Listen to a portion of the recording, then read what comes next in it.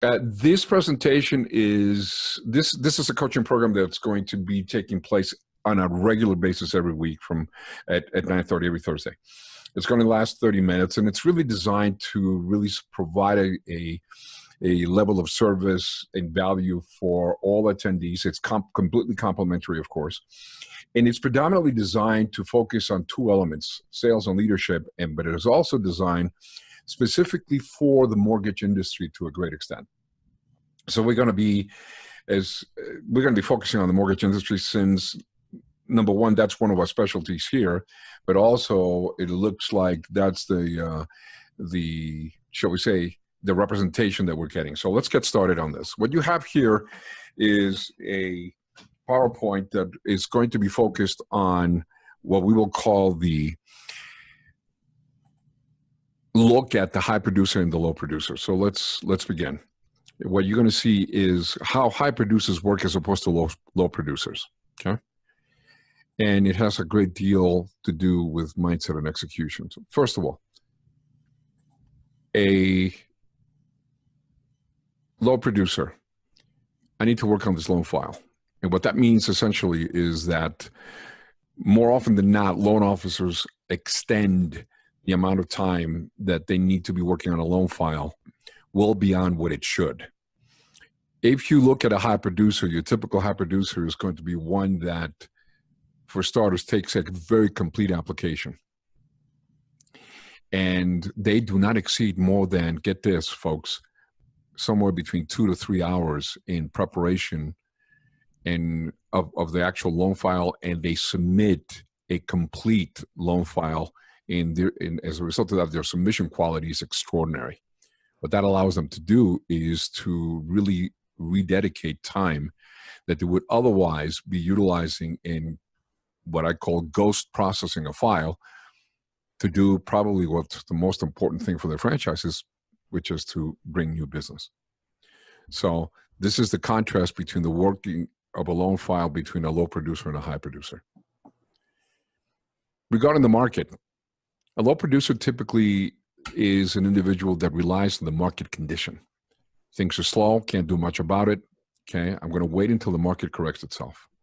Not quite sure what that means to a lot of people, but typically what that means for the people that I have been exposed to is they're waiting for the market to return to the conditions that it had when they were doing really good, meaning that they can just walk into a real estate office and, for all intents and purposes, once they walk in there, the loans just simply flow.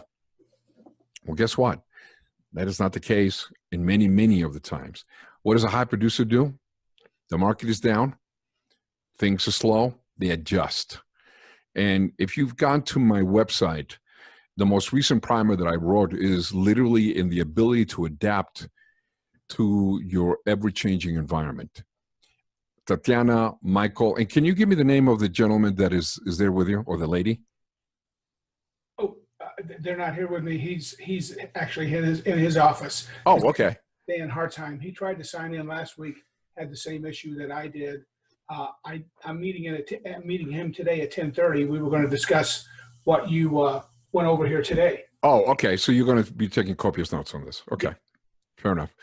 So I think it's extremely important that the ability to adapt be in the forefront of the minds of the people that are engaging in the mortgage industry, because here's the deal. If you were to look at the people that are averaging 5, 7, 10, in some cases as much as 20, 25 units a month, these are the people that are constantly trying to adapt to the dynamics of the market. So if the interest rates go up, they adapt accordingly by focusing predominantly on the value that they bring to their referral partners and to the borrowers. Tatiana, can you tell me, are you in the mortgage industry as well?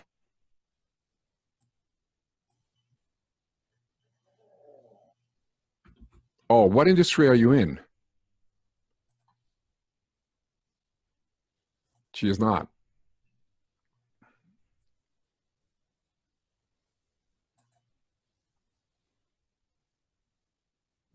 Okay. Well, as soon as you can, if you can let me know what industry you're in so that I can make references to that as well. Oh, here we go. Okay, so you're on the marketing side. Okay. All right. So Tatiana, the focus is going to be on the finance side today, but I will do everything possible to actually connect the dots to your industry, because interestingly enough, I coach and work with an organization here in Fort Collins, because I'm in the Fort Collins area, Fort Collins, Colorado. Sure, I'll be happy to do that, Tatiana. She's asking me, if you can make some adaptations to my industry, that would be great. We definitely work with an organization here in the Fort Collins area that is definitely in the recycling and trash removal. So, but in sales in general, a low producer is going to be defined by their market and their environment. The high producer is going to go out and adapt to the market, because one thing that I would like for you both to please take into consideration, literally, there is no such thing as a bad market.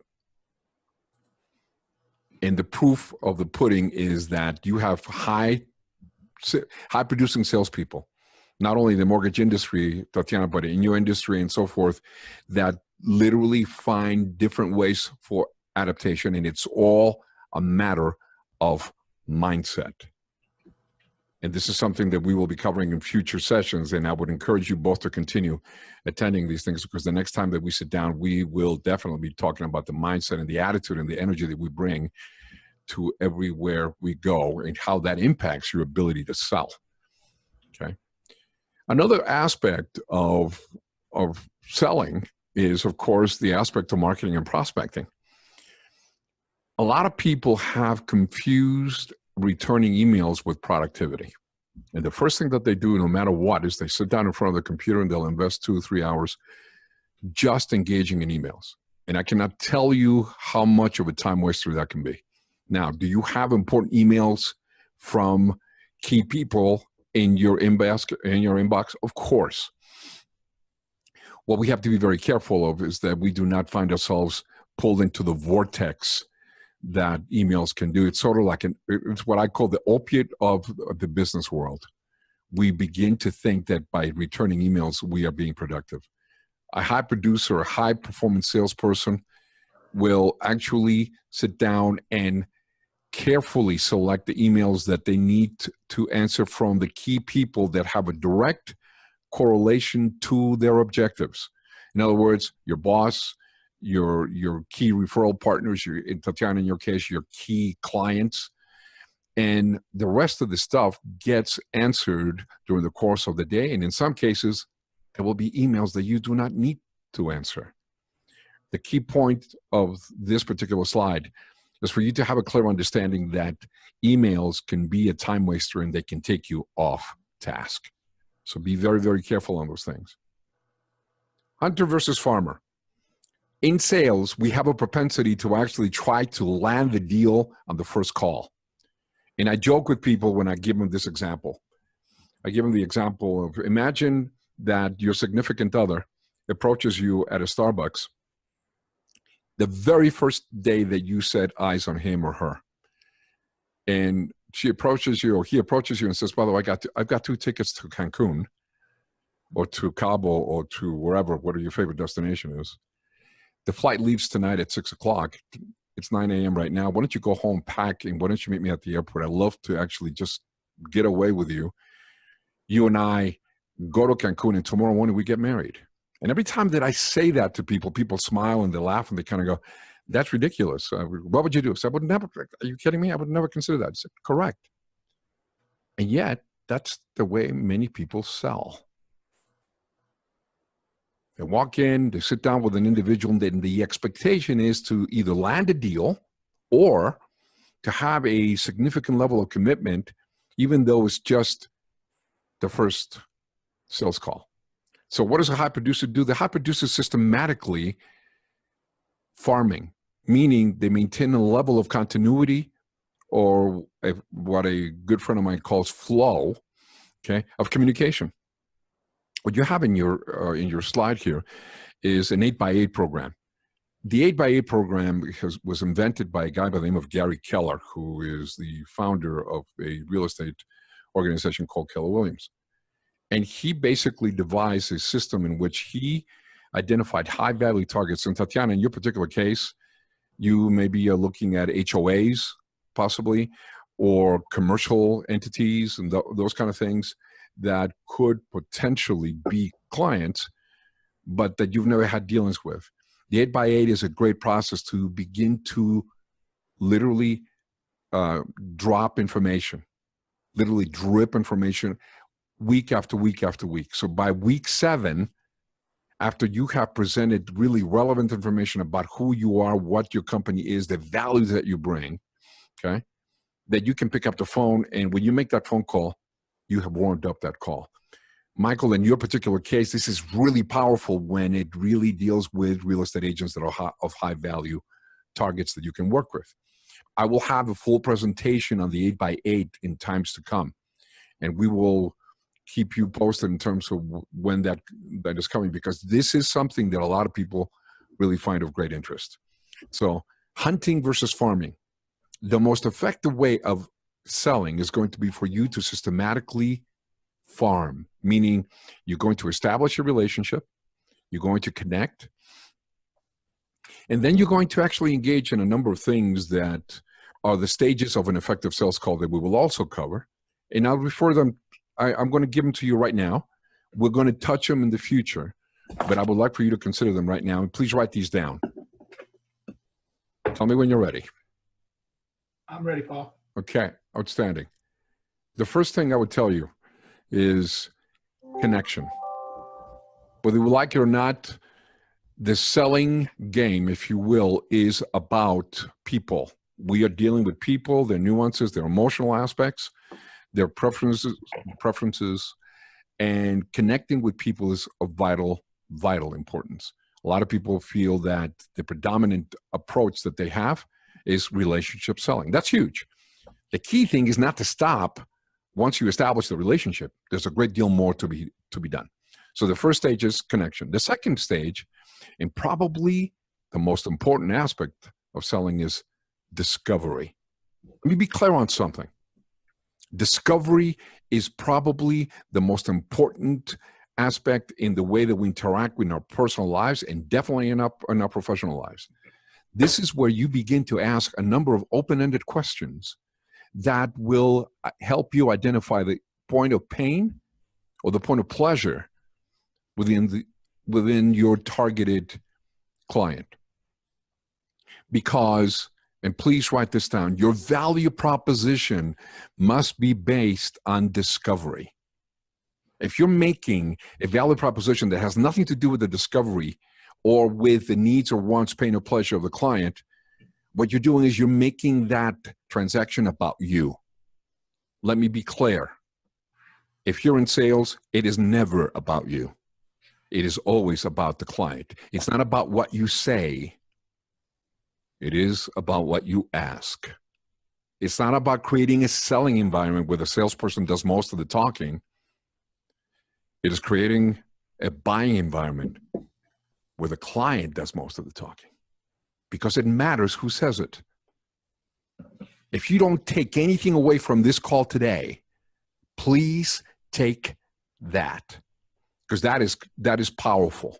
That is a time-tested, proven process. The more you ask the client, the better you are informed to create a value proposition that will make sense to the client. The third stage of the call is going to be summary. And you want to summarize for two critical reasons. Number one, you want to validate the client by letting him know or letting her know that you're listening. I hear you. I see you. If I understood you correctly, the things that you need, your point of pain, your challenges are this, your aspirations are that. Did I get that correctly? Yes, connection begins, or it's reinforced. The other aspect about summary is accuracy.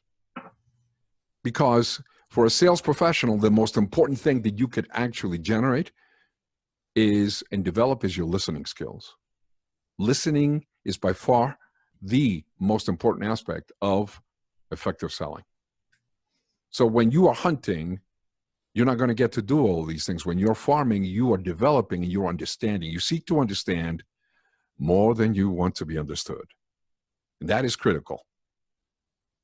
The next stage out of that is presentation. So here, folks, consider this. Number one, you have connected, you have engaged in discovery, you have summarized, and not until now are you to present. Resist the temptation that in the middle of discovery, you want to immediately say, oh, I know what I can do for you. Give yourself an opportunity to take a very disciplined approach in the way that you interact with your clients. And when you do that, you are going to have a powerful impact. Because I want to remind you of something. When people buy your product, guess what they're buying? They're buying you. They're buying the fact that they begin to trust you. Well, actually, that they first get to know you, that they start liking you, and ultimately trust you because of the way you approach this. Patience and consistency, critical components of farming. All right. Then you continue with your presentation. At that point, you have based your entire presentation based on what you have learned in your discovery process, and that you have reaffirmed and confirmed that you have accurately understood what the points of pain or pleasure are. On occasion, the presentation may not connect with the client, so then the next stage is clarification. Some people call it overcoming objections. No, you're not here to overcome objections. Because if the individual is objecting, it's because they probably don't need what you're trying to sell. See, what you want to do is you want to provide solutions. Tatiana, in your area, and if you're talking to an HOA, you want to give them solutions in terms of how, by virtue of the fact that you provide a trash removal and recycling service, that you're going to be able to actually enhance their welfare, their well-being, keep their residential area clean, and so forth. So you want to make sure that you are listening carefully to those points of pain or pleasure. Once you have that, then the ultimate stage of this is the solution. Some people call it the close, the solution. Because if you've done your job, if you actually gone through connection, discovery, summary, presentation, and clarification effectively and properly, these individuals are no longer feeling that you're trying to sell them a product. What these individuals are seeing is a trusted advisor that has actually provided a solution through the product or service that you represent. And at that point, the deal takes care of itself. Not to mention the fact that you have actually connected the dots. Let me switch now to mortgage for a minute. Michael. And by the way, we have a gentleman by the name of Michael Konkar. Michael, can you hear us okay?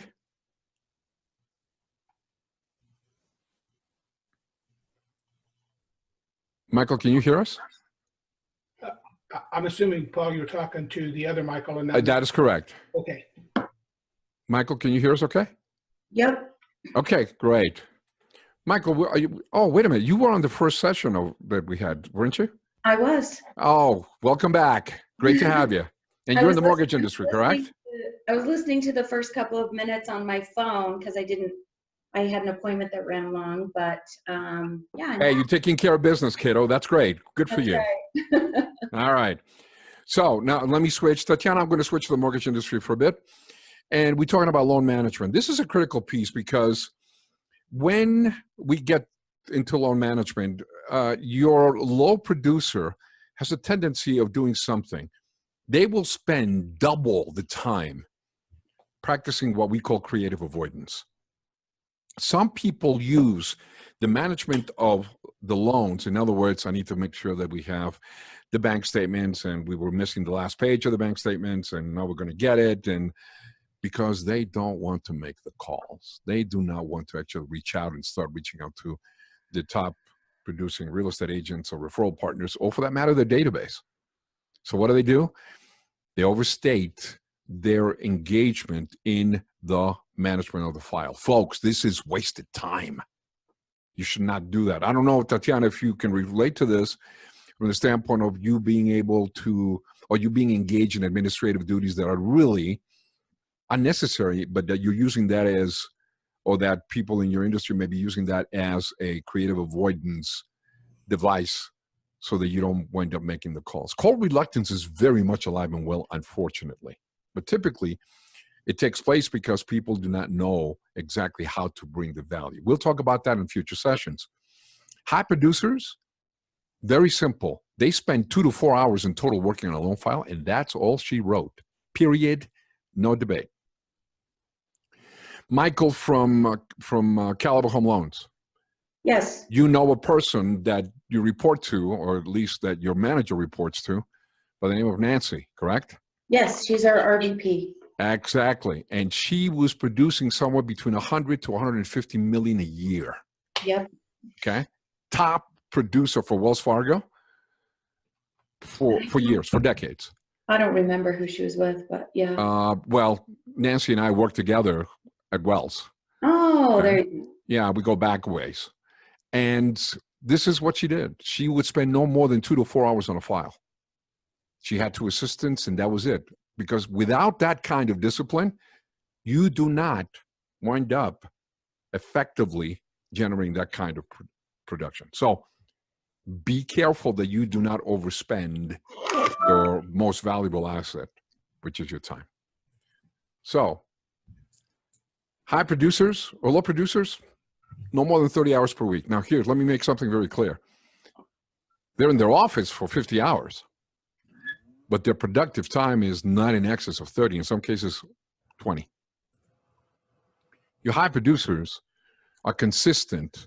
Not only are they very efficient and very disciplined in what they will touch and what they won't, but they are dedicating on an average somewhere between 40 or 50 hours. Now, can you really have a really strong franchise working between 30 to 40 hours? I have clients that do exactly that. But the level of efficiency that they have developed is enormous because they realize that time goes away. Time is very perishable. And now they've been able to correlate their fee per hour. Let me give you an idea. If you are wanting to generate about $150,000 to $160,000 a year in your gross commission income as a mortgage professional, and Tatiana, you probably have some income goals as well. That puts you at around somewhere between $70 to $90 an hour. Now think about this. Anytime that you're doing something that has nothing to do with how you're going to achieve your goals, you might as well be taking somewhere between $70 to $90, taking a lighter and lighting up those bills because you're wasting and killing valuable time. Your time has a direct correlation to the way that you're going to generate your annual income. Be very cognizant of that. Okay. Here's the other thing. And this, Tatiana, applies to you, Michael, both Michaels, it applies to both of you. And that is, there's a saying that says, in Latin America, it says, tell me who you're with and I'll tell you who you are.